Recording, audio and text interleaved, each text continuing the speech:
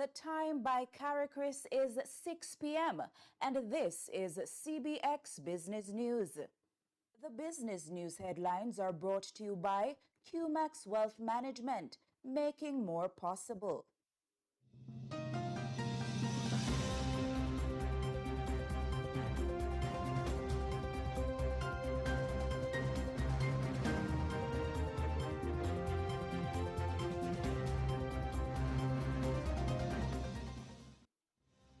BOJ holds rates, MSMEs go digital, and U.S. IPOs surge.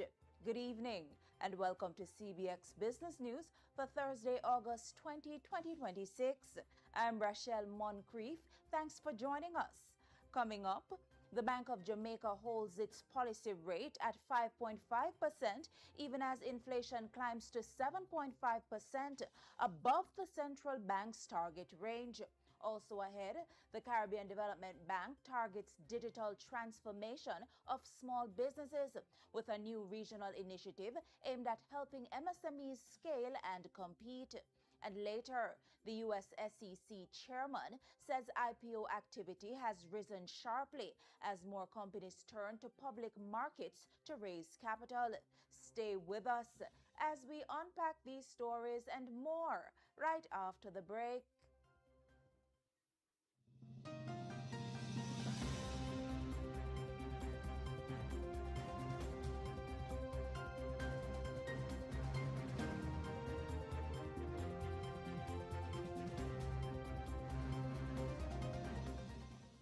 It's feeling so good right now.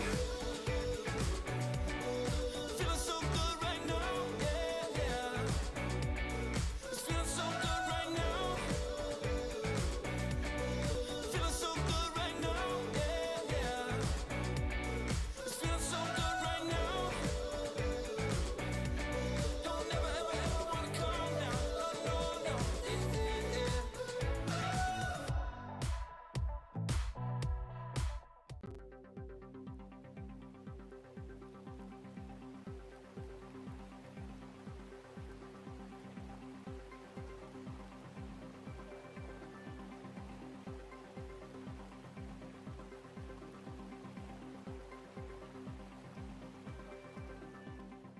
The local news is brought to you by Derrimon Trading, better from the start.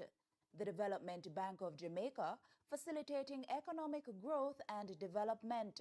Caribbean Flavors and Fragrances, tease the senses, and Pulse Investments.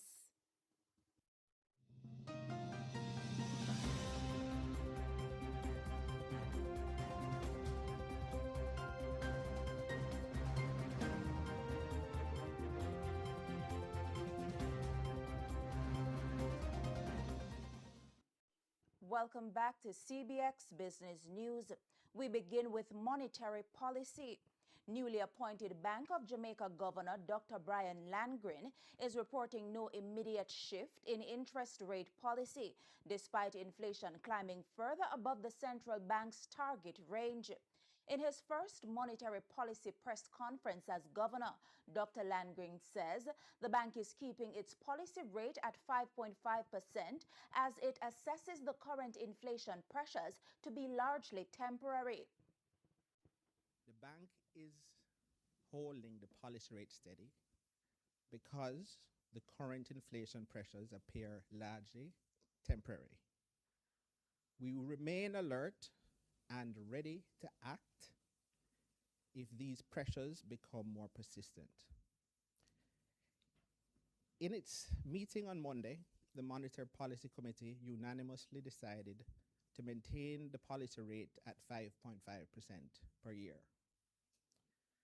The committee also agreed to remain proactive in preserving relative stability in the foreign exchange market.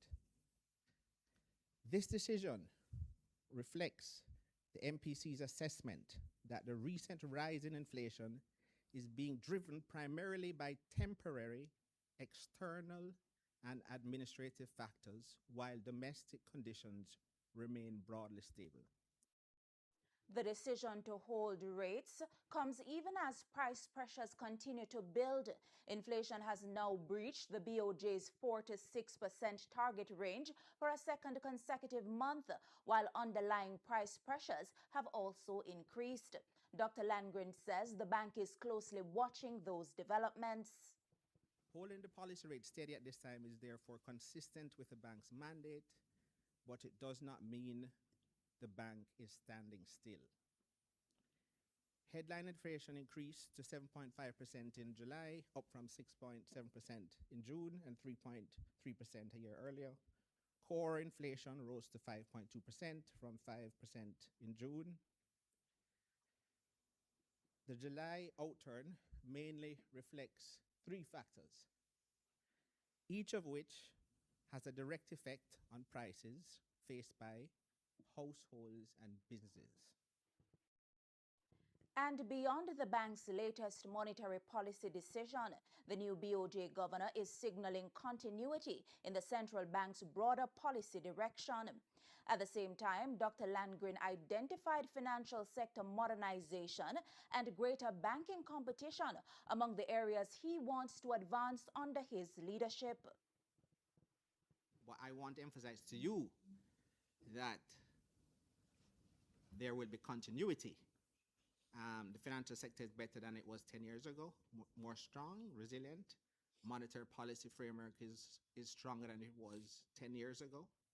What I bring and what excited me about this job, I don't know if it was clear enough in what I said to you, is the fact that I am passionate about moving Jamaica forward to have a modernized financial system, a strong and resilient and efficient payment infrastructure, opening up competition in the banking sector.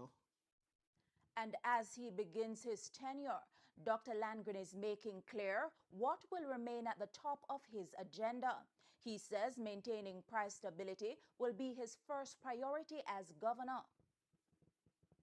The first thing, or first mandate, and it will always continue to be price stability, stable and predictable price movements, if there's any, low and stable inflation. That's the first mandate. So that's my first priority. That was BOJ Governor Dr. Brian Landgren. Meanwhile, the Bank of Jamaica is pursuing measures to increase competition in the banking sector, where two large banks control about 60% of deposits and transactions. Senior Deputy Governor Wayne Robinson says while the current market structure will not change overnight, the BOJ wants to give consumers greater power to move their business between banks and financial products. The structure of the banking system is what it is. We have two large banks that controls about 60% of the deposits and 60% of transactions. That isn't going to change overnight. So what we're pursuing and what we have been pursuing is mechanisms that can allow more competition in this structure. And the way to do that is actually to empower consumers. Actually, you want to empower banking customers. And what you want them to be able to do is to be able to move their services from one commercial bank, from one financial product to another. The central bank is also turning to technology to reduce barriers that can make it difficult for customers to open or move accounts. Robinson says work is advanced on a centralized electronic Know Your Customer Facility, EKYC. What we're going to be doing is employing technology to make the process easier so that you will be required to supply less information, one, and two, the processing of that information will be easier. And so what we're working on is a centralized, what is called a centralized EKYC facility.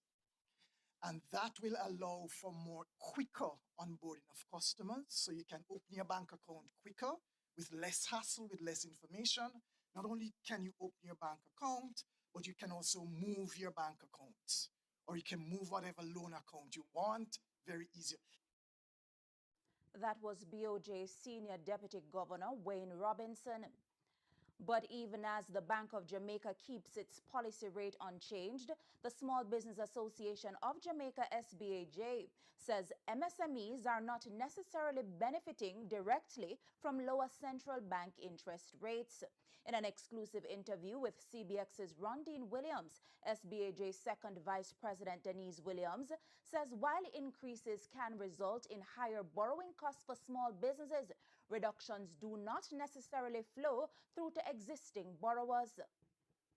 To say directly that when interest rates go down, coming from central bank dictates, I would say no. Small businesses do not directly benefit by seeing a statement from their bank to say, or their microfinance institution to say, oh, BOJ has reduced rates, we are now reducing yours. No. Rates tend to be very sticky, particularly high interest rates. They tend to be sticky.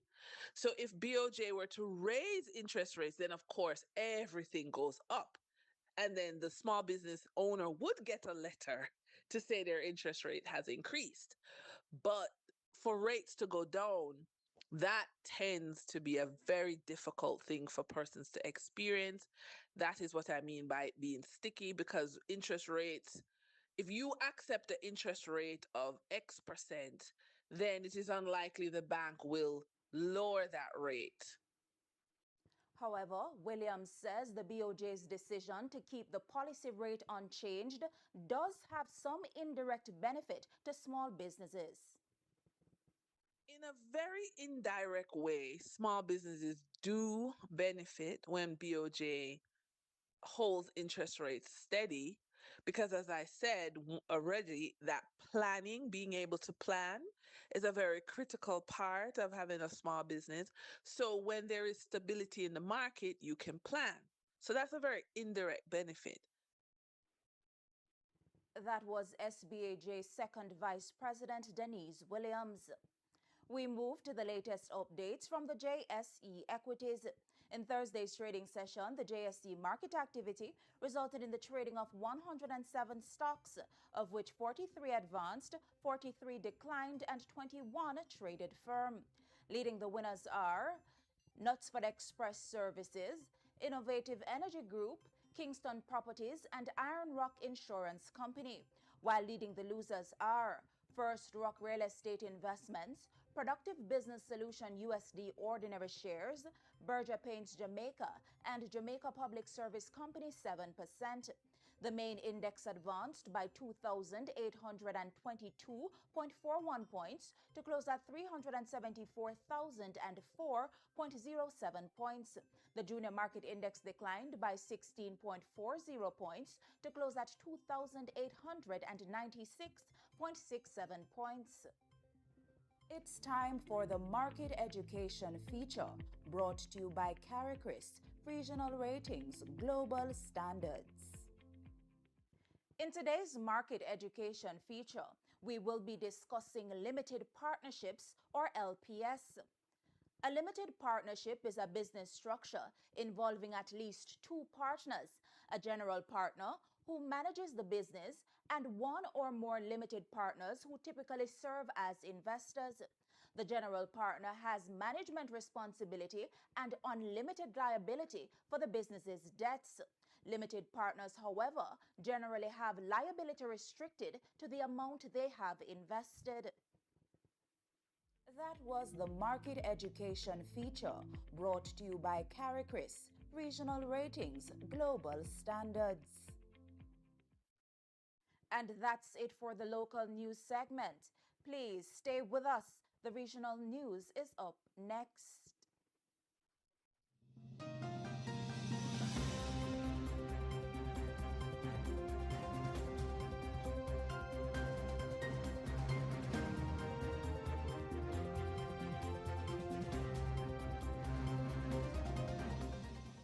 The local news is brought to you by Derrimon Trading, better from the start.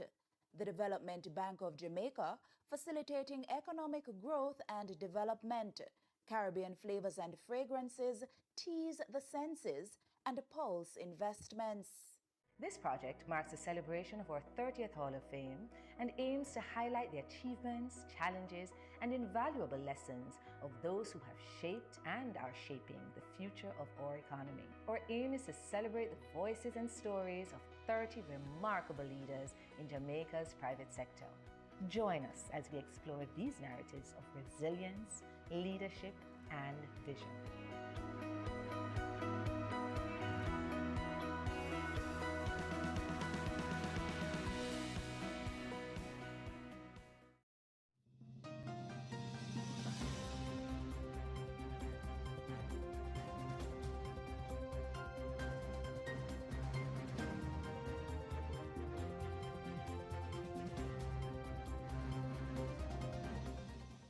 Welcome back.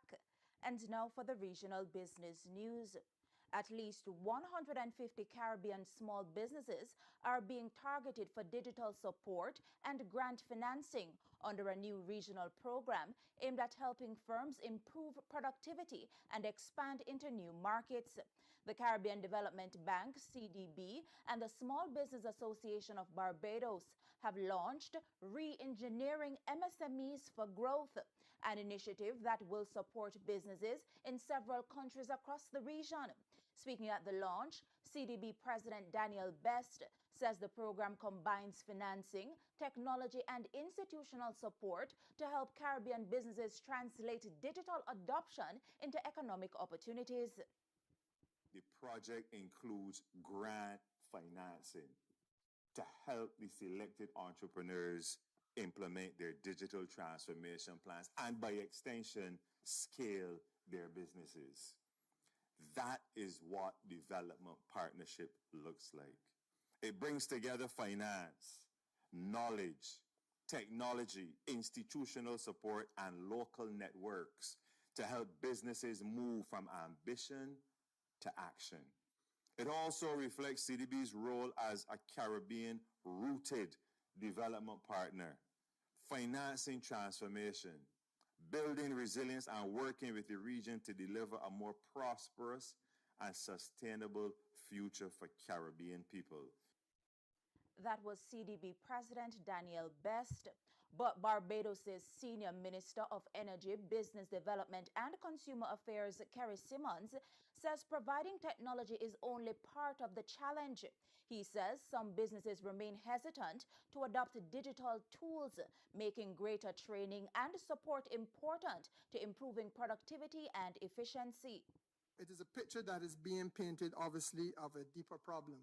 It is a problem of aversion to risk. It is a problem, perhaps, of anxiety and uncertainty about capacity to manage digital technology. And again, if that is where we are, and that is what the data seems to suggest, then I think we have to distill a policy intervention that enables us to have conversations as to how we can help businesses and perhaps subsidize the acquisition of digital tools and also the training to use the digital tools, as opposed to being afraid of the digital tool and not wanting to engage with it. And that is the only way in which I can seriously see us bridging the link between productivity and efficiency. That was Barbados' Senior Minister of Business Development, Kerry Simmons. Guyana's government is moving ahead with its commitment to cut electricity costs by 50%, with phased reductions already underway in some communities. Speaking during a press conference on Monday, President Dr. Irfan Ali says the rollout has begun in communities across the country, benefiting from solar generation and battery storage systems. Now, one of the things that we have committed to in the manifesto is the reduction in the cost of electricity. And we are fully committed to the reduction of that cost. And that is to bring it down by 50% for consumers across the country. Now, in a very phased manner, I don't know if you realize, we have started, especially in areas where we had the solar installation and where we had the the battery backup system. In those areas, we have been able to already announce phased reduction in the cost of electricity. Ali says consumers will benefit from the initial reductions, with lower electricity costs expected to reach more communities in the coming months. And the consumers will definitely benefit tremendously from this phase reduction in electricity. You can be assured of that. But I'm saying to you that in the coming months, there will be additional community that will get that will feel the first tranche of that reduction, like Bartica and certain sections in, I think, in Region 1 would have already benefited from. That was President of Guyana, Dr. Irfan Ali. In financial news, higher international grain prices are squeezing margins at National Flour Mills, NFM, with the Trinidad and Tobago-based company reporting lower first-half profit despite a modest increase in revenue. After-tax profit declined 2.4% to $22.2 million for the 6 months ended June 30. Revenue increased 1.1% to $263 million, but gross profit fell 3.5% as the cost of sales rose by $5.8 million, largely due to higher international grain prices. Chairman Hamlin Jailal says global commodity markets, freight rates, and energy prices are expected to continue influencing the company's cost structure for the remainder of the year. In response, NFM is reviewing manufacturing efficiencies, distribution, and procurement costs as it seeks to contain expenses.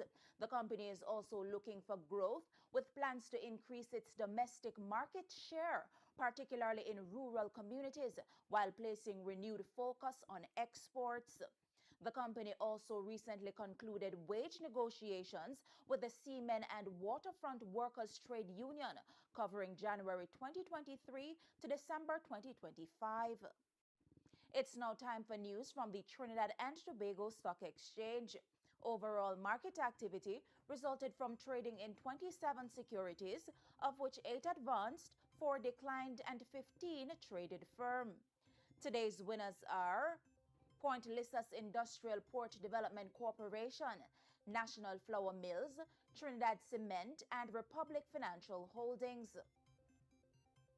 While leading the losers are Cinema One, One Caribbean Media, Grace Kennedy, and Ansa Merchant Bank. Trading activity resulted in the following movements. The All TNT Index advanced by 3.90 points to close at 1,434.43. The Composite Index also advanced, but by 1.12 points to close at 1,016.67. However, the Cross-Listed Index declined by 0.27 points to close at 79.87, and the SME Index also declined, but by 0.48 points to close at 75.97.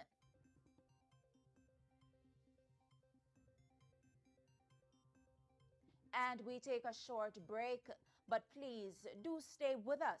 The international news segment is up next.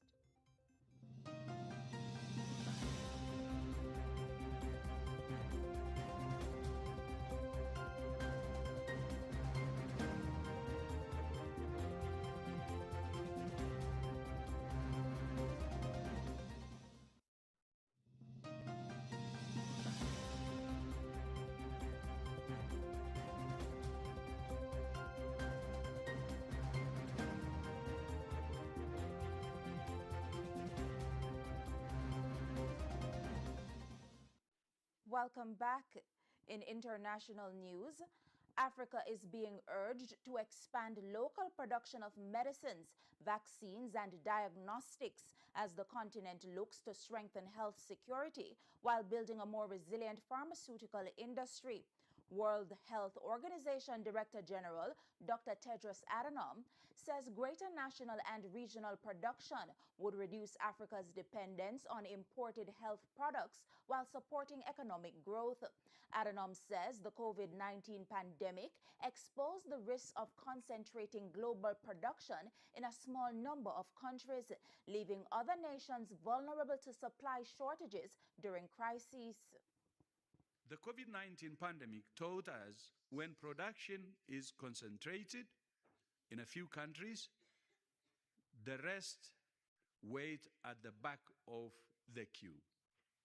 Expanding national and regional production of medicines, vaccines, and diagnostics is essential, not only for health security, but for jobs, innovation, and economic growth. He also identified private investment as critical to expanding manufacturing capacity. The private sector is a vital partner in building this capacity across Africa. WHO is committed to supporting you at every step. We're strengthening national regulatory authorities, and we have supported the operationalization of the African Medicines Agency, a game changer for our continent, both technically and financially. That was World Health Organization Director General Dr. Tedros Adhanom.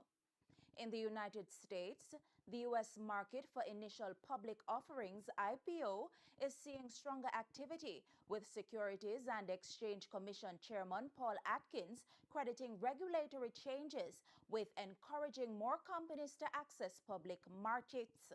Atkins says 583 companies have gone public since President Donald Trump returned to office, which he described as a 75% increase compared with the final year and a half of the previous administration. We're making IPOs great again, to continue on your theme, by cutting red tape that discourages companies from going public. Under your leadership, Mr. President, the IPO market is booming. Since Inauguration Day, 583 companies have gone public, and that's up 75% compared to the final year and a half of the Biden administration. Securities and Exchange Commission Chairman Paul Atkins. On the energy market, oil prices jumped to their highest level in more than 3 weeks Thursday, as the United States threatened sweeping new economic measures against Iran, adding to concerns over already disrupted Middle East supplies.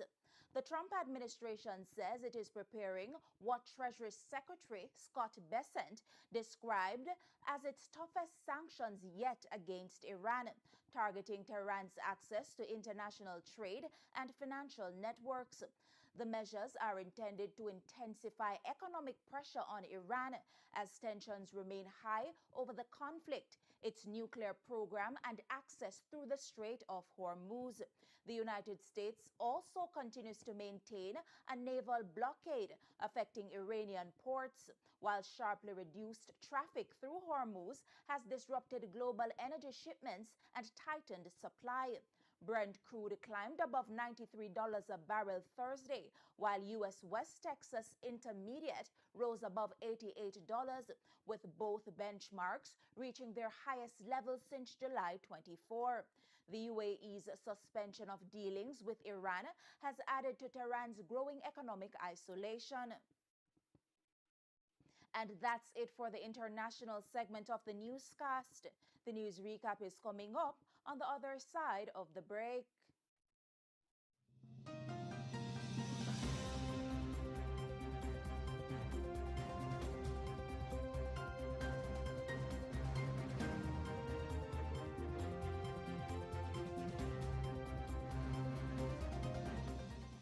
Caribbean Flavors and Fragrances Limited has been a part of Jamaica's manufacturing landscape for over 20 years. By crafting unique flavors and fragrances, we have become a part of your favorite household and food items, such as beverages, ice cream, household cleaners, and much more. Known throughout the Caribbean for the highest quality, we continue to innovate with strong leadership, a dedicated team with integrity. We go the extra mile for our customers. Create the next taste sensation. Contact us at 876-9235-111 or visit our website, Facebook, Instagram, or LinkedIn pages.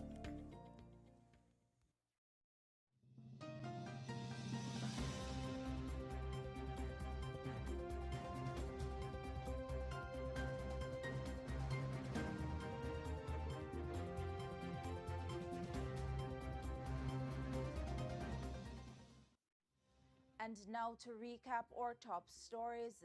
In the local news, BOJ holds rates at 5.5% despite inflation hitting 7.5%. Regionally, CDB targets digital growth for Caribbean small businesses. And internationally, U.S. IPO activity surges as more companies tap public markets. Those were the stories making today's CBX Evening News. On behalf of the entire production team, I'm Rashel Moncrieffe. Thanks for watching CBX, your region, your business, your source.